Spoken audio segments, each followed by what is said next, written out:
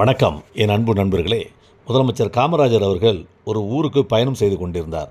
அப்படி சென்று கொண்டிருந்த நேரத்தில் அவர் அணிந்திருந்த செருப்பு அறுந்துவிட்டது.